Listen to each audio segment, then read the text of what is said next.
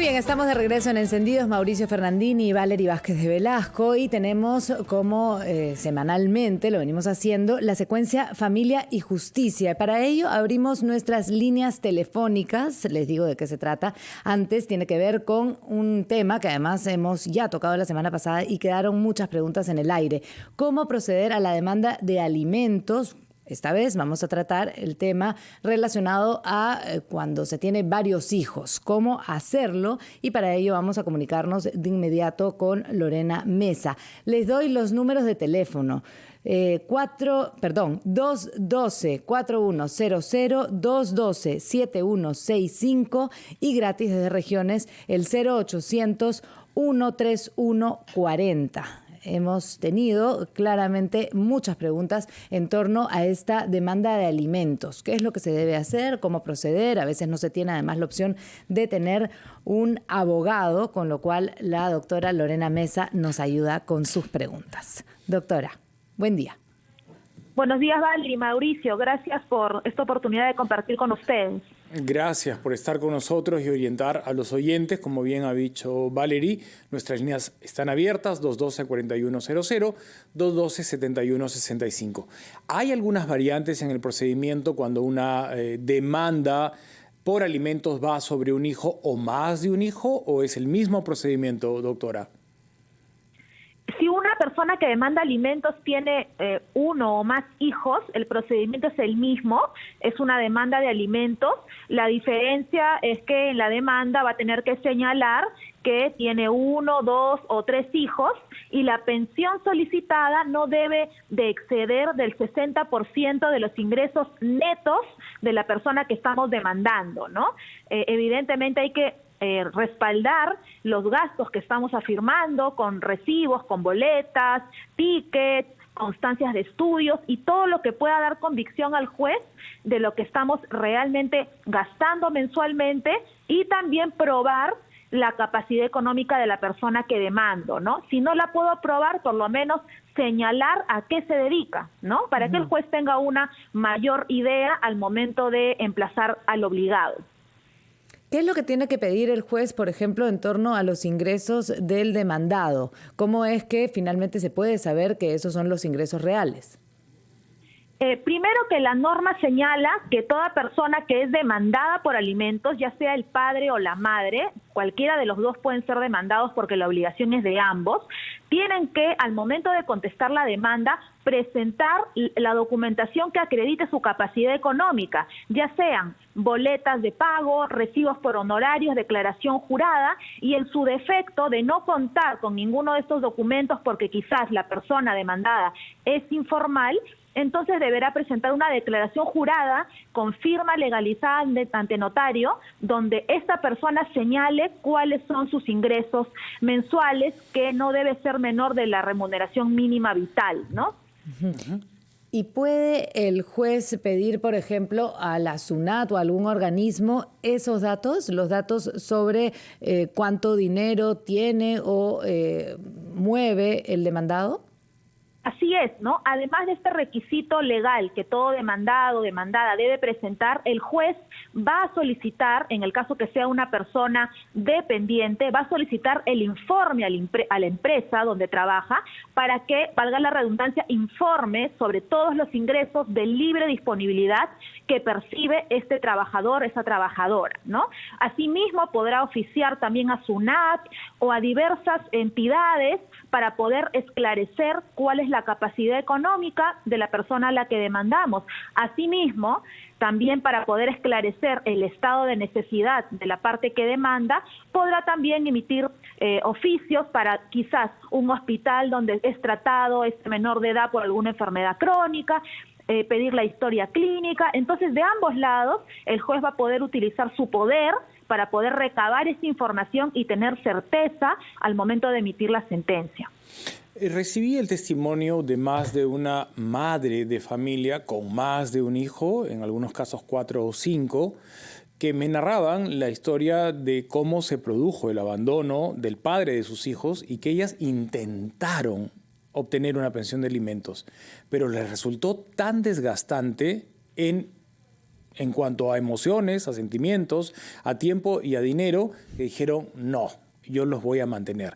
¿Qué tan rápido es este proceso? ¿Qué tan justo es escuchar a ambas partes que están muchas veces? Él no ha habido, porque finalmente lo que he escuchado es que él desapareció, se lo tragó a la tierra. Entonces, en ese caso, ¿cuánto dura un proceso? ¿Cuánto le cuesta a una mujer finalmente tratar de hacer cumplir los derechos que el cónyuge en su momento debió asumir y no los quiere asumir? Así es, el desgaste emocional va a acompañar a todos los procesos en general de familia, ¿no? Porque suele ser bastante lento por la carga procesal de los juzgados. Un proceso de alimentos puede demorar desde 8 meses, 9 meses, hasta 1 año, 2 años.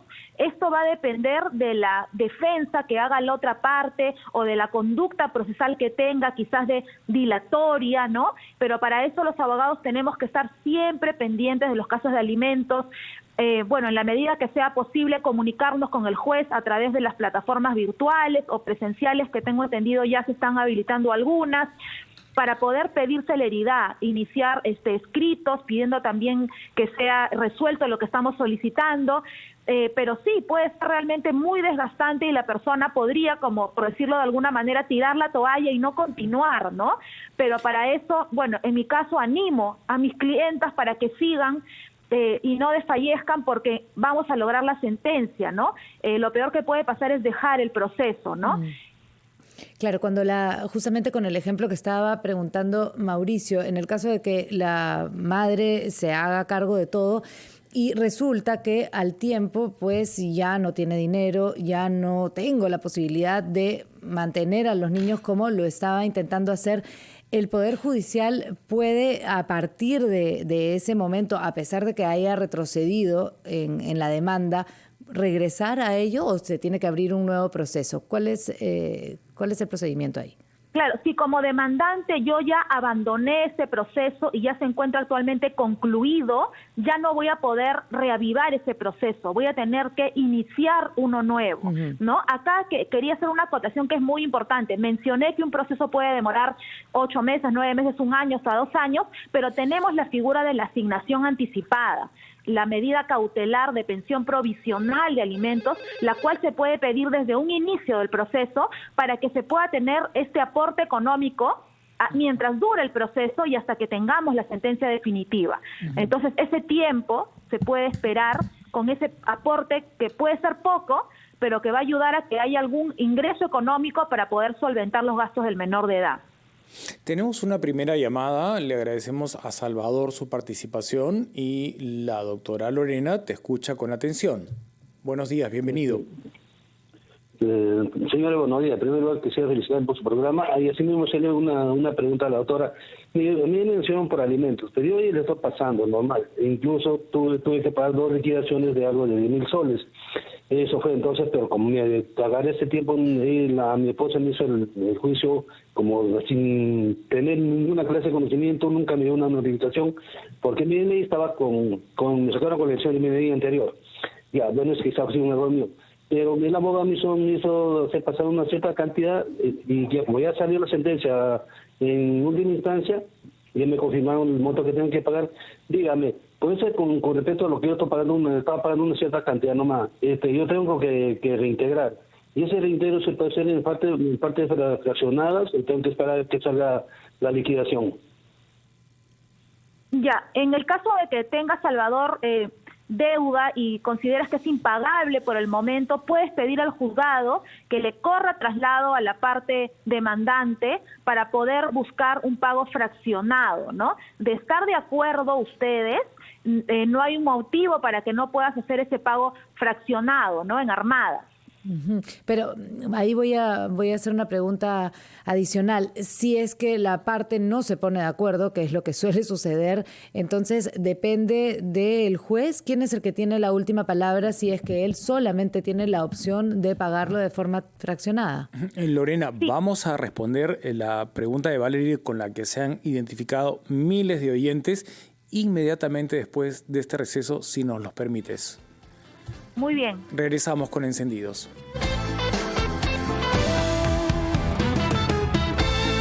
a los oyentes cómo proceder en el caso de una demanda de alimentos cuando hay más de un hijo. Valerie había planteado una interrogante antes de irnos a la pausa que estaba pendiente de respuesta. Creo que es pertinente, Valerie, que recuerdes la pregunta para las personas que se suman a nuestra transmisión en este momento. Venía de la pregunta anterior porque nuestro oyente quería saber si podía fraccionar su deuda. La idea es, claro, que se ponga de acuerdo con su ex cónyuge, pero el problema ahí es que eso no siempre sucede. Entonces, si ella acepta que él fraccione, en principio puede pagar con esa modalidad, pero ¿no estaría la última palabra, digamos, en voz del juez más que en voz de la otra parte, que aparentemente es difícil que la mayoría de exparejas lleguen a acuerdos? Doctora. Claro, cuando ya estamos en esta etapa procesal en la que ya hay deuda por alimentos, estamos diciendo de que acá hay un acreedor alimentario y un deudor alimentario y una deuda por pagar. Y si ellos se ponen de acuerdo, se podrá fraccionar la deuda. De lo contrario, el juez va a exigir el pago total de la deuda por alimentos. Bien, ahora le damos la bienvenida a Augusto, que nos está llamando desde el INSE. Augusto, muy buenos días. Mauricio, buenos días. Buenos días con todos. Te escuchamos. Sí, mi nombre es Augusto Yontot, 4036-8499. A la señorita Lorena le he estado escuchando y siempre con respeto le digo que a veces ella defiende un poquito más a las clientas, mujeres. En este caso, yo tengo un gran problema porque es una incertidumbre de cada mes preguntar, ¿me llegará una notificación? Yo soy una parte demandada. Soy un padre de familia que paga 1.000 soles mensuales por dos niñas, por dos hijas que yo tengo. O sea, 500 por cada una, digamos, es el acuerdo que la tuvieron. Madre de mis hijas, a pesar de que yo ya estoy pagando y me cuesta, pero lo puedo lograr cada mes los 1.000 soles, quiere más dinero. Tiene ella un local, un negocio, tiene un departamento que yo le firmé por el tema del divorcio, tiene una cochera en San Isidro, un buen sitio, y a pesar de todo eso, quiere más. ¿Por qué? Porque justo lo que la señorita Lorena ha estado diciendo. Entran a la SUNAR y investigan si el señor tiene trabajo, tiene RUT, tiene ingreso, junta todos esos documentos y me exige más dinero. Se lo presenta al juez, al abogado, y me exige más dinero. Como el hombre, como el señor tienen más ingreso, quiero más y quiero más. Señor, yo terminé endeudado. Estoy pagando poquito a poquito la demanda que ella me está haciendo, 1.200, 1.100, 1.300, 1.400, 1.200. Estoy juntando poco a poco para estar limpio. Y necesito paz. Escuchen, señoras madres de familia, necesito paz en mi caso para yo seguir aportando cada mes. Y necesito Augusto, un apoyo porque es una incertidumbre de que cada mes me llega una notificación mortificando, no puedo trabajar tranquilo. Augusto, nos ha quedado clarísimo que tú actúas de buena fe y de acuerdo a tus ingresos económicos depositas el dinero. Sin embargo, de parte de la madre de tus dos hijas hay cada vez una necesidad de aumentar la pensión, teniendo también ella, de acuerdo a tu versión, un patrimonio, un trabajo, unas rentas y todo como para que los aportes sean en igualdad de condiciones. Sin embargo, lo has hecho ver tú, siempre se ve solo el lado del padre y no si la madre está en condiciones de aportar. Antes de cerrar, ¿tú ves a tus hijas? ¿Te facilitan la visita, de alguna manera la interacción con ellas? ¿Te las puedes llevar de viaje? Señor Mauricio, no las veo más de un año y medio que no veo a mis hijas. No me permite verla a mis hijas. Eso es muy triste. Lo que está haciendo ella, quiero rehacer mi vida, quiero formar el yo vivo en un cuarto alquilado, necesito una casa, un departamento, pero no. Y Augusto, condiciona que tú veas a las hijas en función al dinero. O sea, si quieres verlas, págame más o no. Así es. Firmé una conciliación de 1.000 soles y me dijo, firma, dame todo, firma y te dejo ver a mis hijas. Nunca lo cumplió. Que son hijas... Ya voy 3 años de divorciado y creo que les he visto como 8 veces, nada más. Hijas de ambos, ¿no? Sus hijas. Son hijas de los dos. Augusto, tu caso me parece que es absolutamente válido de atender y estoy seguro que muchos padres de familia, porque no es la primera vez que nos pasa, se encuentran también, hay que decirlo, con una madre que podría ser una chantajista. ¿Te ha pasado, Lorena, en tu carrera? Claro, claro que sí, ¿no? Hay muchas veces que se manipula la situación, si no me das la pensión que yo te pido, no puedes ver a los niños, y son casos que no son aislados, que suceden continuamente, y he podido lamentablemente también ver, ¿no?, padres como Augusto sufriendo porque no pueden ver a sus hijos 1 año, 2 años, 3 años, 4 años, 5 años, ¿no? Y tienen que accionar, ¿no? Yo recomiendo el diálogo, conversa con la señora, habla con la señora, yo puedo intervenir, pero hay veces que no hay forma de llegar a esa persona y tiene que accionar legalmente, pero, tiene doctora, que ejecutar su acta de conciliación o sentencia o lo que tenga, ¿no? Justamente esa acta de conciliación o la demanda de alimentos de alguna manera ordena esos poderes que se pueden activar, ¿no?, con las madres, por ejemplo. Si tienen un acta de conciliación, pero lamentablemente este es el caso, él está diciendo, tenemos un acta de conciliación, hay un acuerdo de 1.000 soles y sin embargo ella está incumpliendo, no solamente con pedirle más, sino con no permitirle las visitas. ¿Qué se hace ahí? Así es, como menciona Augusto, ¿no? Hay un acta de conciliación, al parecer la señora está ejecutando la parte alimenticia, pero no está cumpliendo con la parte que señala el régimen de visitas a favor de Augusto. Ahí, así como la señora ejecutó la parte de la pensión alimenticia, Augusto tiene que acercarse a un juzgado de familia con el patrocinio de un abogado de su confianza para que ejecute ese régimen de visitas que no se está cumpliendo. Tenencia y visitas va por cuerdas separadas. Claro, tenencia es lo que me imagino yo le está correspondiendo a la señora, ¿no? Se le ha dado a ella, por eso Augusto tiene un régimen de visitas. Entonces la tenencia por ahora no tendríamos ningún problema, pero sí ejecutar el régimen de visitas, y si la señora muestra mucha resistencia al mandato judicial, inclusive la tenencia podría variar a favor de Augusto. Así, eso es lo que establece la norma, ¿no? De acuerdo, es que la situación es esa, ¿no? Que sí hay algunas herramientas judiciales para poder precisamente poner orden cuando una de las partes cree que tiene finalmente la última palabra. Y eso hay que activarlo, ¿no? Claro, sin miedo. No hacemos bien en estigmatizar a todos los padres porque cada caso es un universo y hay que finalmente ir uno por uno y escuchar a ambas partes. Es cierto que tendemos a encontrar mayoritariamente a padres con un débil sentido de la responsabilidad y más bien a madres muy comprometidas. A mí sí me parece que vivimos en un país de matriarcado donde la mamá toma finalmente todas las batallas y saca adelante muchas cosas, pero también hay padres que finalmente desde un marco legal son, en este caso hemos escuchado a Augusto, maltratados por una madre vengativa, chantajista, despechada, y los adjetivos pueden continuar. Y eso no está bien, porque quien está pagando la factura más cara es las niñas. Están siendo privadas de ver al papá.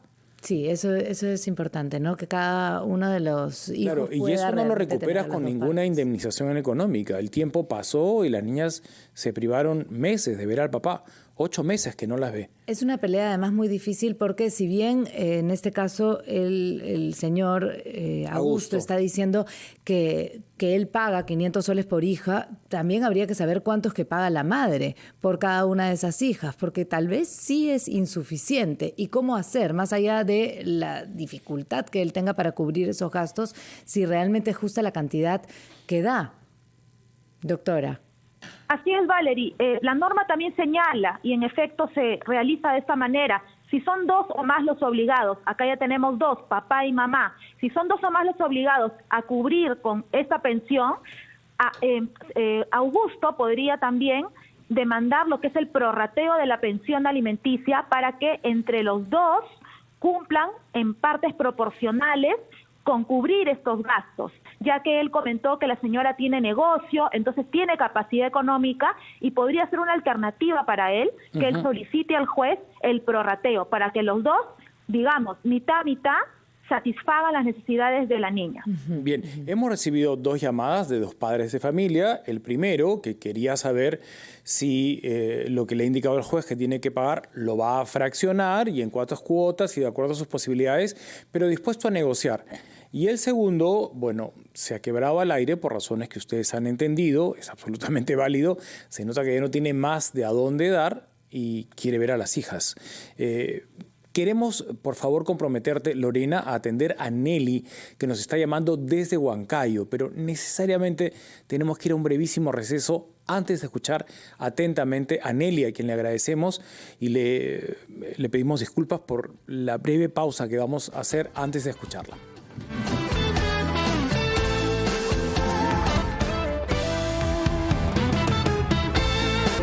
Y también nos acompaña a esta hora la doctora Lorena Mesa, que es abogada de familia y está ayudándonos con algunas preguntas del público.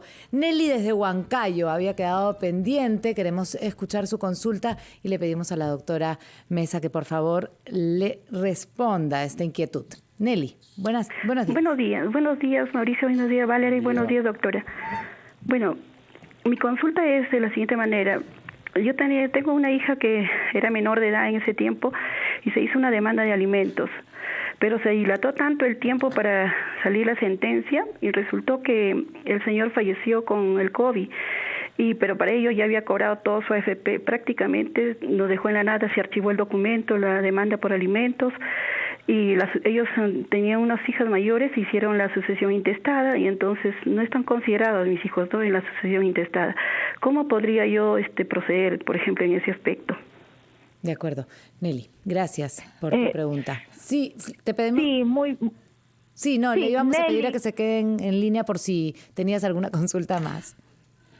Ya, muy bien. Nelly, si hay una sucesión intestada iniciada en una notaría, tienes que presentarte a esa notaría para que incluyan a tus hijas en la sucesión y puedan también tener los mismos derechos que tienen los demás hijos, ¿no? Si no conoces la notaría en la cual se encuentra la sucesión, tienes que presentarte en los registros públicos para que te indiquen en qué notaría se está siguiendo una sucesión intestada a nombre del señor tal. Y con ese documento te acercas a la notaría correspondiente y realizas lo que te he explicado, ¿no? Para que tus hijas puedan gozar de todos los derechos de hijas. ¿Y hay algún límite de tiempo para ese trámite? Claro, tendría que acercarse mientras todavía no se ha declarado quiénes son los herederos, ¿no? Si ya han sido declarados los herederos, ya tendría que iniciar un proceso judicial para anular esa sucesión y judicialmente sean declarados todos los herederos, ¿no? Esperemos que todavía no se encuentre en ese estado, porque si no, ya los trámites procesales son mucho más extensos. Ahora, en este caso, la señora Nelly, que nos llama desde Huancayo, tendría que cobrar una deuda que tiene el fallecido. Las deudas se heredan, tengo entendido. En este caso, el hecho de que murió, pero hay cómo demostrar de que debió pagar en vida algo. ¿Y quién lo asume? ¿Quién asume esa deuda? Sí, las deudas son parte de la herencia, ¿no? En la herencia pueden estar incluidas tanto las deudas como los bienes que uno hereda o dinero que se puede heredar. Se revisará, me imagino, el patrimonio del señor, tiene esto y tiene esto, pero debe tanto a esta hija, ¿no? Sí, no me refería a ello porque entendí que todavía no había sentencia, que lo había dejado abandonado, que el juicio era muy lento, pero en caso sí hubiera una sentencia. Está Nelly ahí escuchándonos. Sí. Nelly, ¿sí podrías decirnos si al final ya esta era una sentencia y ya los herederos se habían determinado? Sí, doctora, ya había una sentencia que ellos hicieron allá en Lima, realizaron la sucesión intestada sin comunicar a nadie, entonces me imagino yo que ya salió la sentencia ya definitiva, ¿no? Porque ellos son los herederos. ¿Y ningún heredero se ha acercado a ti, te ha dicho mi papá debía tanto y vamos a honrar la deuda? Porque la ley lo obliga a pagar la deuda, tengo entendido. Bueno, orientemos a Nelly, que ya estamos en la etapa clara ahora. Sí, ¿no? De haber deuda por alimentos ya declarada judicialmente, entonces sí, con este dinero o estos bienes producto de la herencia, se tendrá que cumplir con esta deuda hasta donde alcance la masa hereditaria, es decir, hasta donde alcance la herencia. Y Nelly bien podría emplazar a estos herederos para que cumplan con pagar, de lo contrario el juez embargaría estos bienes o estas cuentas que hubieran como herencia para que se pueda cubrir con esta deuda por pensión de alimentos. De acuerdo. ¿Cómo es ese proceso judicial? ¿Cómo es que se llama? ¿Qué es lo que tiene que pedir en el juzgado? Claro, primero en el mismo juzgado donde está ventilando el proceso de alimentos, presentar la partida de defunción del padre, ¿no? Y pedir que se emplace a estos herederos para que puedan cumplir, ¿no?